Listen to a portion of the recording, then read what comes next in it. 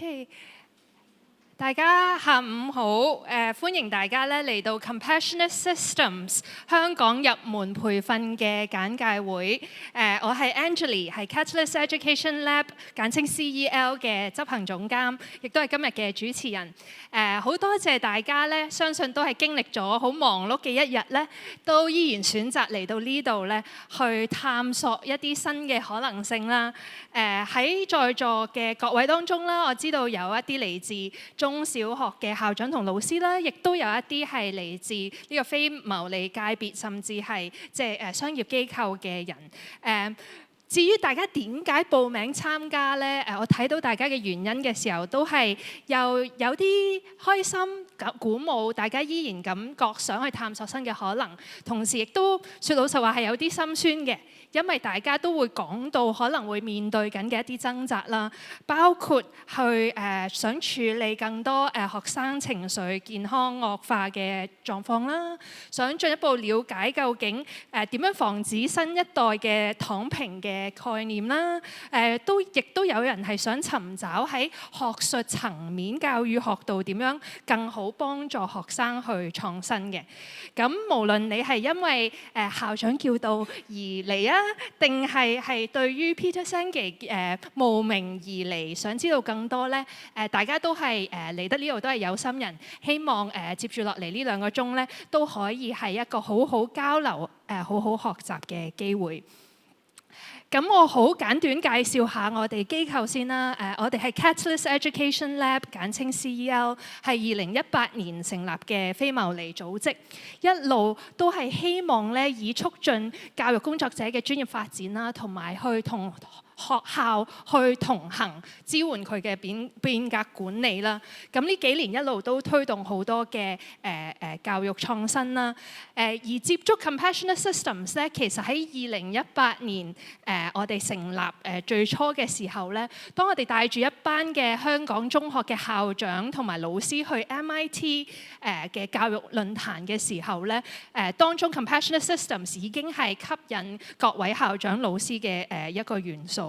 大家都不約而同對於呢一個結合咗 SEL（Social Emotional Learning） 以至於 Systems Thinking 系統思考嘅呢一個教育框架好有興趣。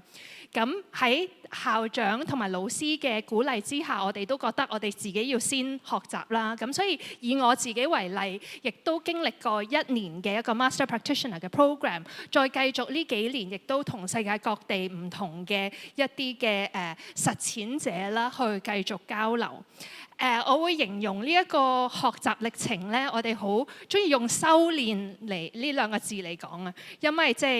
可能我自己都冇想像過呢個約莫7年嘅呢一個歷程咧，係對我自己嚟講都影響好多我自己點樣自處啦，點同其他人相處啦，待人接物處事處世都帶嚟好大嘅影響。咁喺2019年開始啦，我哋用唔同嘅方式喺學界去推廣 Compassionate Systems， 慢慢口碑亦都去宣揚出去啦。而喺過去2年呢，我哋好幸運爭取到喺香港去舉辦呢個 Compassionate Systems 嘅入門培訓。你都見到嗰個相中咧，其實呢2年因為 Peter Senge 親自嚟去主持啦，我哋都招攬咗共460人。參加共160個機構嘅工作嘅人啦，去嚟參加咗呢2年嘅 3-day training 嘅。咁時至今日啦，我哋 Compassionate System 相關我哋舉辦嘅活動咧，至少有1000幾名嘅教育工作者係直接參加我哋相關嘅活動嘅。咁而學習之後，其實好緊要嘅就係去做實踐啦。喺今年為例啦，我哋團隊咧其實係去組織咗2大嘅學習同埋實踐社群啦。一個就係叫做 COP 校本嘅實踐社群啦，當中牽涉嚟自小學、中學、特殊教育等13間學校80幾位嘅校長同埋老師咧擔當學員啦。咁其中有7間咧，其實係第2年繼續參與嘅。咁而 PPN 呢一個同儕實踐社群咧，就係以個人名義有25位嘅領袖啦。當中除咗喺校內做嘅領袖咧，亦都包括基金會啦、NGO 啦，甚至係醫療界做 A&E 嘅醫生咧，都有嚟去探索將呢樣嘢帶入醫院嘅可能性。好多謝佢哋係願意去花上至少1年嘅時間去繼續探索個人生活、工作層面唔同嘅面向點樣融入 Compassionate Systems 啦。而喺呢個簡介會嘅後半段咧，我哋5位嘅分享嘉賓咧，正正就係呢個 COP program 裏面嘅學員啦，同埋顧問啦，去做更詳盡嘅分享嘅。咁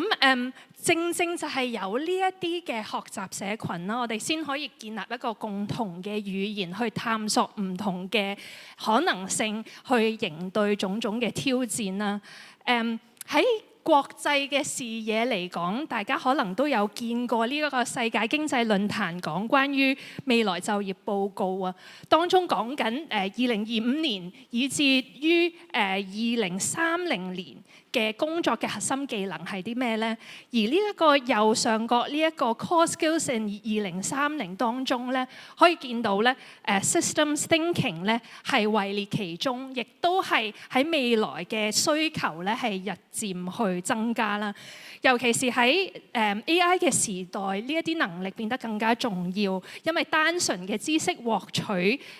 已經唔係人類嘅專利，咁所以技術當然係可以探測到人可以可以預測嘅一啲任務啦，但係我哋學生啊或者唔同嘅人嘅核心競爭力咧，需要透過了解事情之間嘅一啲複雜嘅可能性啦，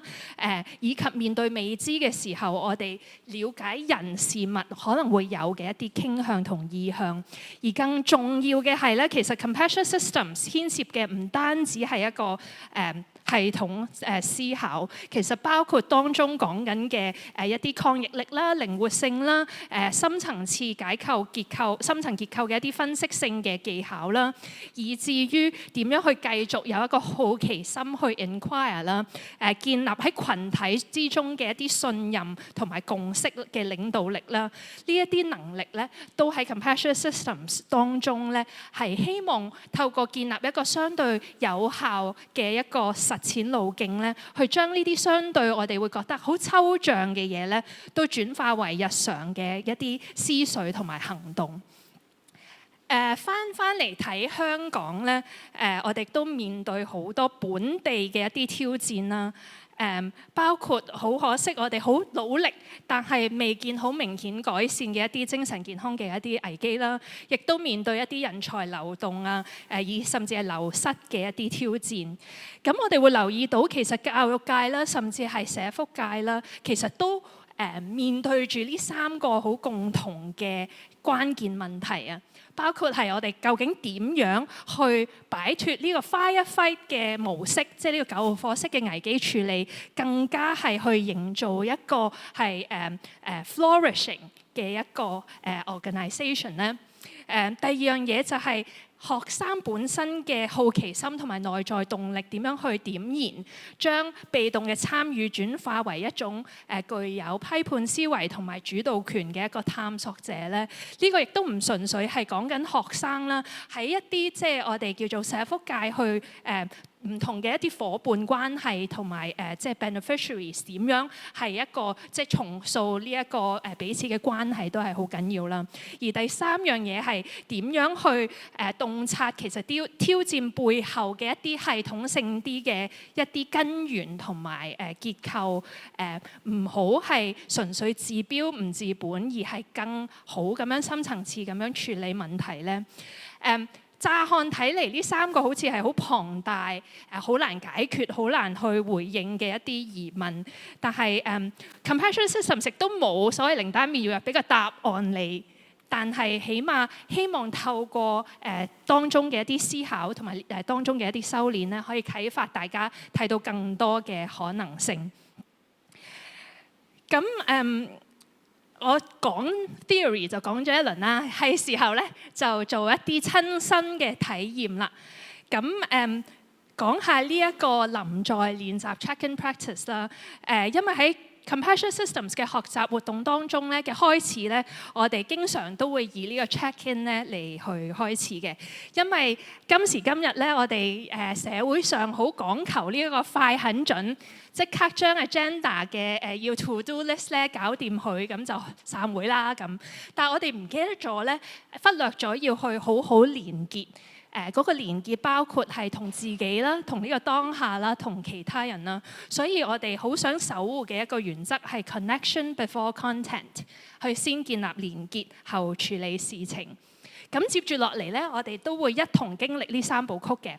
第一個環節咧就係一個 grounding， 一個靜觀練習。咁我就會邀請大家啦，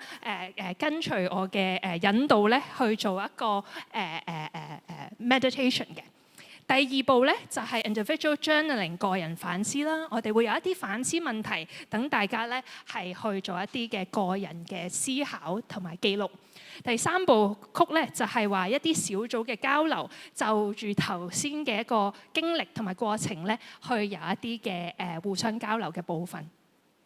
咁所以咧事不宜遲啦，我哋就進入第一個環節啦。邀請大家，如果可以咧，將手上嘅嘢可以稍微放低啦。經歷忙碌嘅一天咧，可能咧都會留意到身體唔同嘅部分有啲繃繃緊啊，所以如果可以嘅話，都將佢鬆一鬆，幫佢打啲圈咧，去讓佢可以有一個喐動嘅機會。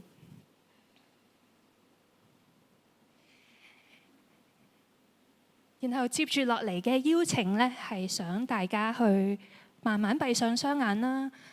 而如果覺得今日有啲攰嘅話咧，可以選擇唔閉上雙眼，純粹放鬆雙眼皮。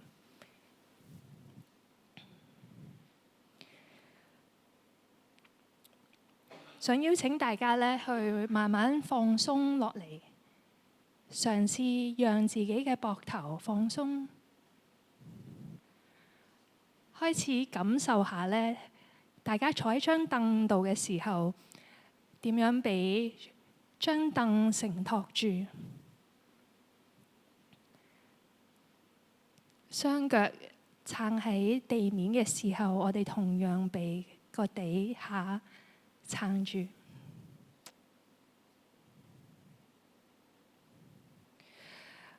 邀請大家咧，容許自己嘅意識慢慢收返嚟，留意下自己嘅身體唔同嘅部位，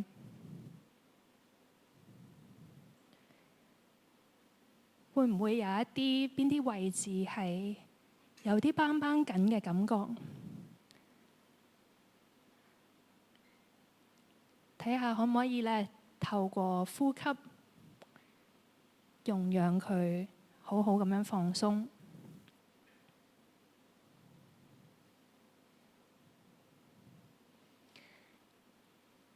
接住落嚟咧，想邀請大家做幾下嘅深呼吸。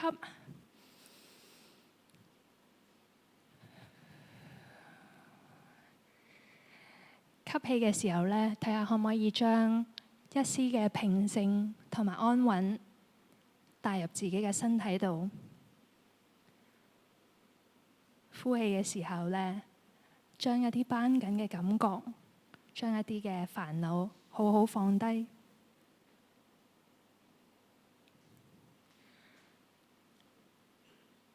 可能喺關注自己呼吸嘅時候咧，已經不由自主有一啲嘅諗法啊、思緒啊出現咗。我哋喺此時此刻唔需要去處理佢哋，亦都唔需要去完成一啲任何嘅事項。嘗試下睇下可唔可以透過呼吸返到嚟呢一個當下，去感受一下，究竟此時此刻嘅我係一個點樣嘅狀態呢？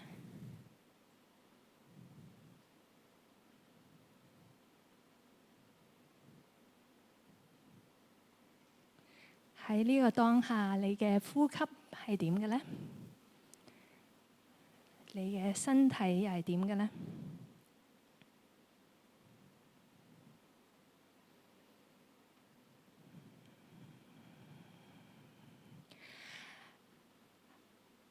喺最後咧，想邀請大家一齊做3下嘅深呼吸嘅，吸氣，呼氣，吸氣，呼氣，吸氣，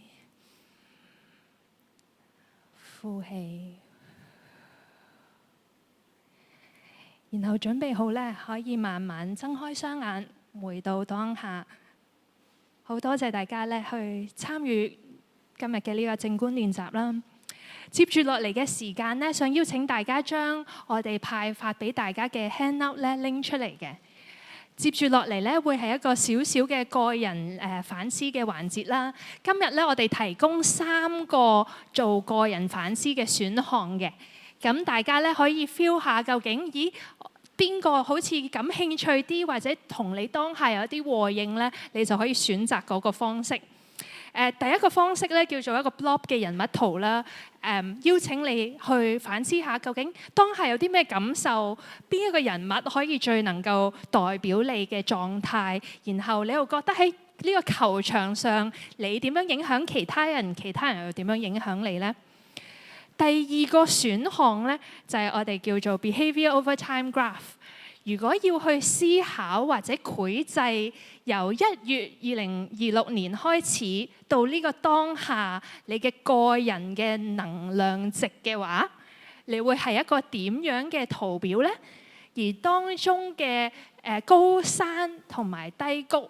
又係因為啲咩原因而帶動咗當下嘅一啲改變呢？第3個選擇咧，就係呢一個我哋稱之為一個浴缸啦，或者 stock and flow， 同樣都係邀請你去探索個人嘅能量值。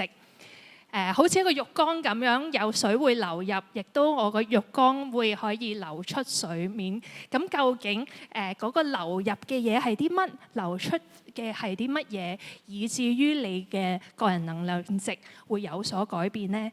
咁就係3項之中咧，揀1項咧，方式咧去做一啲個人反思。咁接住落嚟啦，我哋會俾大概3分鐘嘅時間，大家諗到啲咩咧就寫低就得㗎喇，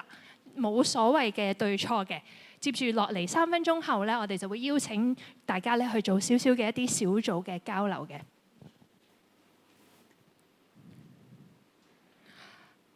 好啦，時間差唔多啦。喺接住落嚟嘅時間呢，我哋就會邀請大家咧，3個人至4個人啦，去做呢一個嘅小組交流嘅時間嘅。咁做呢一個嘅 small group check-in 嘅時候咧，有幾個原則想大家去遵守嘅。第一樣嘢咧就係你自己記錄嘅嘢咧係屬於你嘅，你只需要選擇你願意覺得 comfortable 分享嘅嘢去分享就可以㗎喇。第二樣嘢咧就係咧，我哋經常做聆聽嘅時候咧，係掛住去回應其他人而聆聽啊！我哋點樣更好地可以listen to understand， 以理解嘅為目的去聆聽，去為彼此去持守空間呢？第3樣嘢咧就係呢個小小嘅守則咧，就係每個人請容許先有空間去發言，我哋咧先做呢個交流，容讓每個人都有各自去分享嘅空間。咁所以咧，事不宜遲咧，邀請大家可以3人至4人咧去做呢個交流。我哋大概俾10分鐘嘅時間，去就住你頭先嘅呢一個個人反思同埋呢個經歷咧，去分享下當中嘅感受同經歷。好啦，時間關係咧，我哋就去到呢度啦。好多謝大家咧，去一齊經歷呢3部曲呢一個嘅臨在練習。其實我今日咧就有啲貪心嘅，因為平時嘅個人反思咧就應該所有人都做同一個 exercise 嘅啫。咁但係咧，為咗大家可以有多幾個嘅工具呢，我就同一時間提供3個選擇俾大家。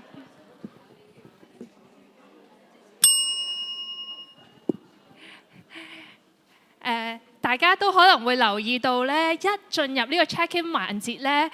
原本隔離嘅嗰個陌生人呢，而家有咗一啲連結啦。大家都會留意到有多咗笑容啦，甚至有一啲嘅笑聲響起。其實呢一個嘅check-in 嘅環節呢，係一個相對簡單，但係亦都好大嘅影響力咧，去影響住我哋叫做所謂嘅 social field 個社交嘅場域。都解一解每個即係工具嘅用意啊。呢個咧叫做 blob 啦。呢個人物圖咧係由一個心理學家叫 Pip Wilson 咧去繪製嘅。有blob football 啊、blob classroom 啊、blob tree 啊等等唔同嘅方式。佢都係希望咧呢一啲其實冇性別啦，純粹係靠面部表情同埋肢體動作嚟表達情感咧，係作為一個最容易去建立呢一個情緒素養嘅入口啊。因為細至3歲細路哥，大至大人，佢都可以透過去尋找能夠代表佢嘅角色咧，去開始建立呢個表達情緒嘅契機。而當我哋問你點樣影響緊其他人，其他人點樣影響你呢？其實呢個又開始緊我哋所謂嘅一個關係嘅覺察，一個 relational awareness。之後咧會再講嘅。而呢一個行為隨時間變化圖咧，其實個價值咧就係我哋開始從一個零散嘅一啲事件抽離出嚟咧，去睇當中嘅一啲趨勢。透過我哋去視覺化我哋當中嘅能力值啊嘅一啲起伏，我哋可以更加清楚識別咧自己可能係點樣隨住一啲嘅唔同嘅外來嘅個人啦或者環境嘅因素咧，而同我哋嘅內在狀態咧可以有更好嘅了解。至於呢一個存量與流量圖咧，其實係一個我哋話系統思考裏邊好最基礎嘅一個動力學，因為培養緊我哋一個所謂嘅一個大局觀啦，去明白其實所有嘅事情都係動態嘅。亦都我哋開始去思考咧，透過呢一個問題，我哋想影響乜嘢先呢？去了解，然後尋找當中我哋所謂嘅槓桿點，我哋點樣可以影響某一啲嘅因素去改變現狀呢？咁其實頭先無論係呢個 behavior over time graph 啦，或者呢個 stock and flow 咧，係咪一定要用呢個個人能量值作為中間嘅嗰個元素咧？當然就唔係啦。其實有好多嘢都可以借代嘅，譬如我喺新加坡嘅一間小學會見到啦，佢哋中間咧係會寫住 Happy Classroom， 然後就係譬如話每一個開學頭嘅時候，就同唔同嘅小學生去做一啲類似嘅 norming， 我哋共同去守護一個 happy 嘅 classroom。其實我哋有啲咩行徑係會增加大家嘅 happiness 或者呢一個 harmony， 有一啲咩嘢會影響住我哋課室嘅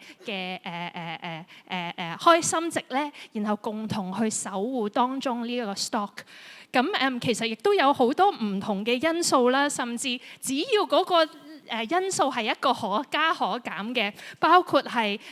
科學課裏邊嘅去留意一個物體嘅溫度啦，歷史課我哋去了解某一個朝代嘅穩定性啦，其實有好多嘅可能性咧，去透過呢啲工具去增加我哋對一啲相對可能複雜嘅一啲嘅覺得好似好難具體探測嘅一啲嘢咧嘅一啲了解性。至於點解要做 check-in， 我諗大家頭先都身同感受㗎啦。開始建立當中自我嘅意識，表達情感，開始用每個人都有發聲嘅機會，去透過一個積極聆聽咧，去共同去建立我哋所謂嘅 generative social field， 一個創造性嘅一個社交場域。呢一啲都係一啲好重要嘅價值咧。喺我哋見到唔同香港嘅校長同老師咧，都好努力想嘗試用自己嘅方法，將呢一個簡單而有力嘅一個切入點咧，帶俾自己嘅屋企啦、個人生活啦，以至工作嘅場景。詳情咧，我哋有更多嘅資源咧，去俾大家了解當中更多嘅應用。好啦，我哋體驗咗 check-in 之後咧，就 take 一個 step back 了解下究竟咩叫 compassionate systems 咧？如果要去好粗略咁樣解釋咧，我哋會形容為呢一個 compassionate 就係social emotional learning 嘅意思 ，systems 就係 systems thinking 嘅意思，兩者係一個社交情感學習融入系統性思考嘅一個教育框架。因為呢兩位創始人啦，都分別帶住相關嘅呢一啲嘅研究同埋理解去一拍即合。左手邊呢位咧係 Dr. Mette Bouwel， 係丹麥嘅一個跨學科嘅專家啦。佢研究生物學啦，研究社會系統嘅進化啦，提出頭先我哋話 generative social field 嘅概念。唔單止係物理上嘅物理磁場，人同人之間都有互相影響。咁而 Peter Senge 相信好多人都會認識，因為佢喺education leadership 啦，或者係learning organization 等等嘅概念都來自於佢啦。佢喺 MIT 著名嘅一個系統思考嘅學家啦，亦都有提出咧，當時係應該係2014年啊，同 Daniel Coleman 去提出，其實學生係需要有參管齊下 triple focus， 包括嘅覺察內在嘅能力啦，關懷同埋理解他人嘅感受啦，同埋理解世界嘅呢一個系統嘅運作。咁所以兩位咧一拍即合之後咧，亦都透過例如 IB 等等嘅教育機構嘅支持底下啦，去建立咗呢個思考嘅框架。咁所以呢個唔係一個所謂全新嘅概念，而可以理解為一個將多年嘅研究咧去做一個實踐同埋結合嘅一個過程。一解兩個字啊，喺compassion systems 裏面咧，compassion 呢個字咧，我哋會特意咧同 empathy 作區分嘅，即係 empathy 我哋通常中文叫共情啦，就係話我哋點樣去感受他人內心嘅能力。但係如果你純粹因為對方可能相對負面嘅一啲情緒，俾佢困住，例如你見到學生喊，你都一齊崩潰埋一份咧，其實都幾於事無補嘅。咁而 compassion 講緊嘅 com 係 with 嘅意思啦，passion 就係話有一個服務他人嘅意圖啦，所以其實係一個我哋會喺語境上講係一個更高嘅一個修練咧，就係點樣喺維持自身嘅穩定底下，同時可以同他人同在，並且去保持呢一個支援對方嘅意圖。我哋中文咧會嘗試去譯做悲憫，取其呢一個拔苦啦，同埋呢一個憐憫嘅意思。至於 systems 咧，大家聽呢個字咧，今時今日就諗 computer systems 啊、transportation systems 啊，好一啲好冷嘅嘢。但係Peter 要想我哋去思考嘅，反而係家庭。我哋係咪家庭成員嘅一部分咧？會唔會好多時候我哋喺屋企想做某啲嘢咧，但係結果係不如預期嘅咧？當我哋開始去諗，咦，點解會咁樣發生嘅咧？其實我哋不自覺已經做緊一個系統嘅思考，因為所謂嘅系統只係多於一個元素互相連結、互相影響，而達到咗一定嘅一啲局面啦，或者目的啦，本身就係一個 system。所以人同人之間係一個 system 啦，我哋自己身體係一個 system 啦，學校本身都係一個 system。而好多時候咧，我哋今時今日好推崇咧呢一個分析性嘅思考啊，即係將啲嘢咧好拆件處理、逐一審視。咁當然啦，喺科學上亦都咁樣咧，有造就好多嘅一啲嘅創新同埋發現啦，但係呢個思考同時嘅互相去補足嘅地方，就係所謂嘅一啲synthesis 或者我哋叫系統思考啦。因為面對譬如話我哋講呢一個人際關係或者係一啲氣候變化等等嘅議題嘅時候，純粹拆件去分析，反而係會失真啊！我哋點樣去了解背後有呢一個大局觀，去了解更大嘅系統，其其實一啲嘅 context、一啲嘅背景成因啦，正正都係一個我哋好重要需要建立嘅能力。亦都可能係咁啦，我哋譬如喺學界會去推廣一個跨學科嘅能力啦，其實都有呢個即係綜合同埋希望睇到彼此連結嘅呢一啲嘅原因。咁講完 compassionate 同埋 systems 兩者之後咧，可能大家又會諗啦，咁 compassionate systems 點睇 well-being 咧？咁 Peter 同 Meta 咧就參考咗 Centre for Healthy Minds 嘅一個科學研究咧，去繪製咗呢個佢哋稱之為一個系統覺察曼陀羅Systems Awareness Mandala。佢提出嘅咧，其實幸福感啦，或者一個即係健全嘅心智咧，唔係外在嘅反應嚟嘅，而係一個內在核心嘅一個修練。咁而當中咧，佢哋提倡嘅咧係要包括建立咧4個唔同嘅覺察，包括身體啦、感知啦、關係啦同埋願景嘅覺察。我用一個呢一個 stick figure 去做一個表達啦。其實呢個 somatic awareness 身體覺察，我啱啱 check in 都做咗㗎啦。其實我哋就係不自覺去邀請大家去思考當下我哋有啲咩感受，而我哋嘅身體同埋甚至情緒咧，情緒都係一個 somatic 嘅一個表現啦。其實帶俾我哋一啲咩嘅訊息咧？我哋喺我哋嘅 COP 同埋 PPN 嘅一啲學員當中咧，其實好多人都對於呢個元素有好多嘅一啲諗法，同埋渴望啦，包括呢一個可能我哋都不能幸免啊。作為一個即係服務他人嘅，經常忽視自身需求啦，不惜代價埋頭苦幹，希望更加咧可以去關注身體健康，避免耗損。而對於身體覺察，對於他人嘅關係，佢哋都會表達到希望師生雙方都建立一個共同語言，去開始 name our emotions。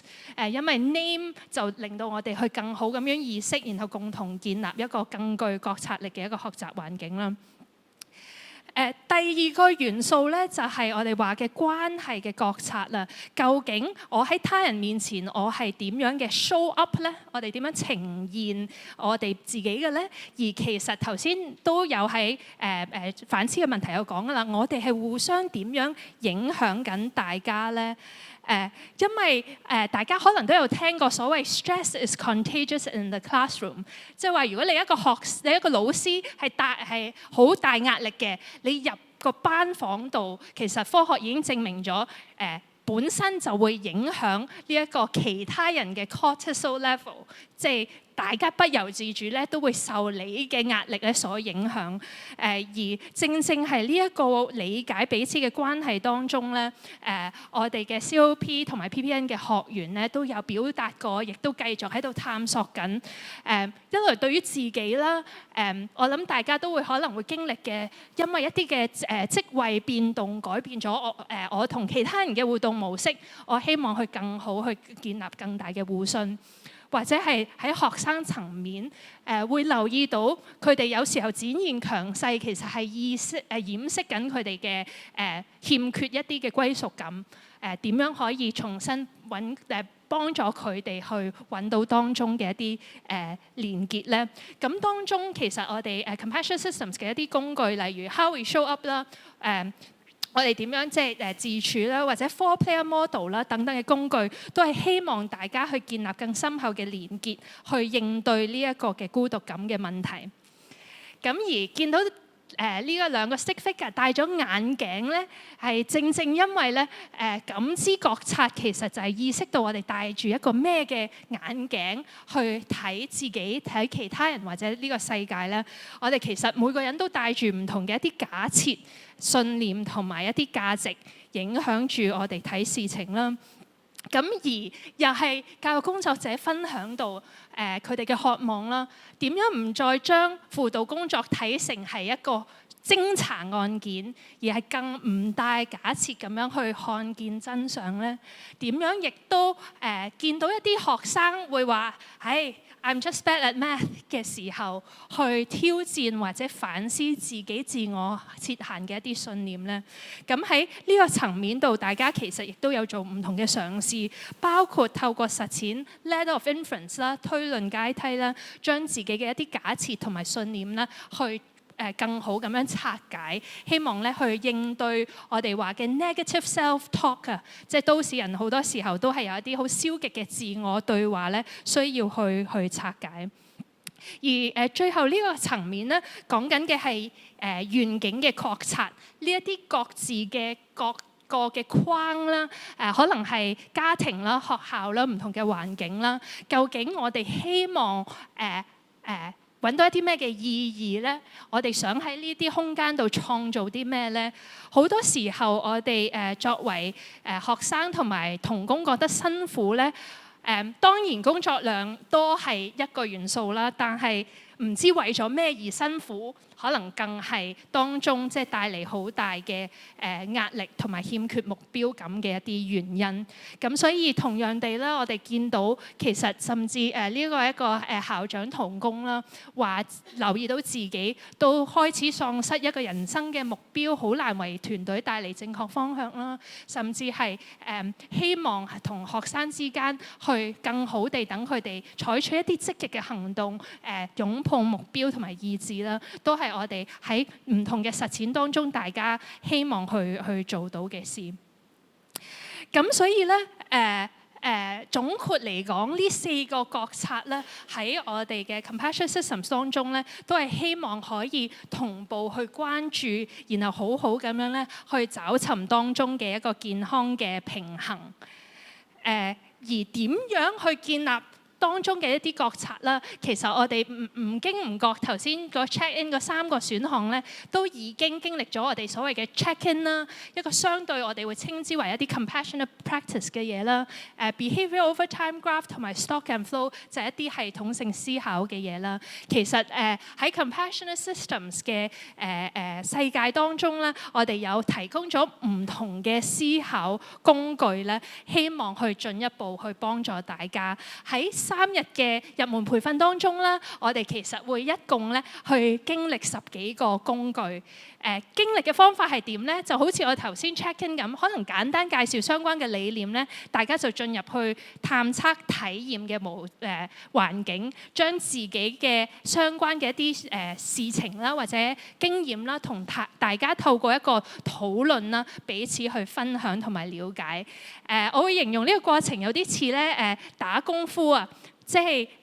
好似好多招好多式咁樣，但係你慢慢從呢啲招式當中嘅一啲嘅練習咧，就會體驗到當中其實係帶住同樣嘅觀念同埋價值，希望去更好建立當中嘅一啲心法。為咗接住落嚟咧，大家更好地了解到我哋分享嘉賓嘅一個分享咧，我哋都一定要解釋多一個工具先，因為呢個工具咧，可能喺接住落嚟嘉賓嘅分享當中咧，都會有所涉獵啊。呢一個工具咧就係叫做系統思考冰山啊。一個系統思考冰山，大家一定都聽過所謂嘅冰山一角。即係話我哋淨係睇到事情嘅表面咧，我哋點樣去挖掘內裏更深層嘅一啲因由咧？咁所以呢度係一個個人例子俾大家去睇啦。話說今日小明咧感冒喎。如果我哋淨係諗小明感冒呢樣嘢知道嘅話咧，可能我哋純粹就係咁，我食食藥咯，咁我唯一可以做嘅咧，只係對呢一個事情去有一定嘅反應。但係如果我哋想再諗深一層嘅話，我哋可能可以做一啲嘅預測啦。我哋去思考當中其實有一啲咩嘅行為規律嘅咧？譬如可能小明會留意到咧，佢每次工作量增加嘅時候咧，佢嘅感冒嘅機會都會增加喎。咁如果佢有呢一個意識嘅時候，佢就可以開始做一啲預防啦。即係話，下次佢留意到工作量增加嘅時候，可能着多件衫，做一啲嘅預防嘅措施啦。但係如果我哋講更全面深刻咁樣應對呢個問題嘅話，佢可能要去審視當中佢身處嘅環境有一啲乜嘢嘅結構影響住佢同埋其他人。譬如佢可能留意到咧，喺佢嘅工作環境當中咧，嗰個嘅等彼此知道大家手頭上有幾多工作量咧，係相對係唔清晰嘅，以至於咧佢上司可能不斷咧都依然俾工作佢。咁有呢一個意識嘅時候咧，就開啟咗相對可以去重新設計嘅契機啦。佢揾到更多可以切入呢一個議題嘅可能性。但係最根深蒂固嘅，始終係人嘅思考同埋觀念。如果小明係一個以工作嚟表現自己嘅價值，佢其實係一個相信工作做得越多，佢就係一個越有價值嘅人嘅話，如果佢抱有呢個觀念，就算我再多嘅清晰嘅工作公司嘅一個分工嘅機制，佢依然可能重複地有唔同嘅症狀發生。咁所以系統冰山邀請我哋思考嘅就係更深入咁樣探索我哋其實有一啲咩嘅切入點呢？越挖掘深入，越了解當中嘅情況，我哋先可能有更好嘅轉化嘅契機。其實喺唔同嘅工具當中，我哋話咁快叫做輕輕掂咗4個工具啦，但係叫做可以喺邊度應用呢？我哋會見到喺無論本地啦或者海外啦，唔同嘅機構其實都會將我哋頭先當中提出嘅一啲理念同埋工具咧，應用喺3個層面。第一個層面咧就係呢一個持份者嘅精神健康啦。呢一個範疇嘅核心，當然就係喺更多係講緊每個人嘅一啲情緒啦、心理狀況啦，點樣去提升整體嘅幸福感啦。呢個更多係關乎我哋點樣去關顧內在嘅狀態嘅。頭先咪講咗個冰山嘅，咁我哋不妨又睇下冰山點樣去可以幫助到呢一個精神健康呢個狀況咧。呢個其實係一個美國嘅小3學生嘅一個功課作業啊，就係嘗試了解咧佢嘅導同學點解會打擾大家上堂嘅咧。咁佢哋從事件出發啦，開始去思考發生咗啲咩事啊，仲有冇啲類似嘅事情係發生過啊？呢啲事情發生嘅原因係咩啊？慢慢拆解到咧，佢留意到，覺得自己知道不用聽，佢更好咧能夠理解可能對方易地而處，可能帶住一啲咩嘅諗法同埋意向，可以慢慢幫助佢哋咧從呢個批判轉向理解嘅開始。另一個層面咧嘅應用係喺所謂嘅核心實踐同埋體驗啦，喺學校嘅語境就係一個教與學度。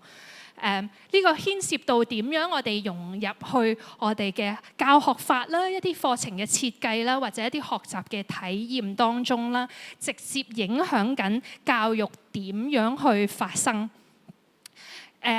我哋又用一個冰山去舉例嘅話咧，呢個係印尼嘅例子啦。冰山亦都可以幫助學生咧，去更深入咁樣分析一啲社會同埋環保嘅議題，例如膠袋污染啦，去思考，我哋更深層嘅原因咧，點樣更好地去解構同埋尋求一啲更標有治本嘅一啲解決嘅方式。咁透過冰山嘅呢一啲核心價值啦，其實就係去挖掘原因，去尋找當中嘅更多嘅可能性。其實環顧唔同嘅科目咧，無論係中文科嘅文本分析啦，即係譬如話，究竟呢個角色點解喺呢個時候做呢啲行為嘅？其實又可以用到冰山啦。我哋去解構一啲物理嘅現狀，點解會咁樣發生，又可以用得到啦。其實呢一啲嘅唔同嘅嘢都可以融入於教與學當中啦，去更好地以一個探究探索嘅形式，而非死記硬背。然後第三個層面咧，我哋就會留意到係同變革管理同埋領導力嘅發展咧息息相關。呢樣嘢探索嘅係，當我哋去推動一個改變嘅時候，我哋點樣去建立共同語言、改善溝通模式、推動更長遠嘅文化改變呢？又用冰山去做個例子嘅話咧，呢個係一個日本嘅學校啦。佢開始呢一個咧，就唔係由上而下拆解問題咯，就係由下而上咧去建立一個共同嘅願景。喺呢間學校度咧，佢哋好希望咧去建立一個健康同埋即係 purposeful， 即係目標導向嘅一個科技嘅使用文化啦。咁所以佢哋做嘅嘢咧，就係連結學校裡面嘅唔同持份者，包括家長、學生同埋老師咧，去先確立其實有一啲咩嘅共同價值咧，我哋想一齊去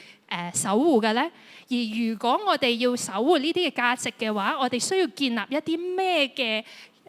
policy， 一啲咩嘅政策，一啲咩嘅教學環境去體現呢啲價值咧。而如果我哋建立到呢一啲嘅結構嘅話，我哋預期會見到一啲咩行為去發生咧？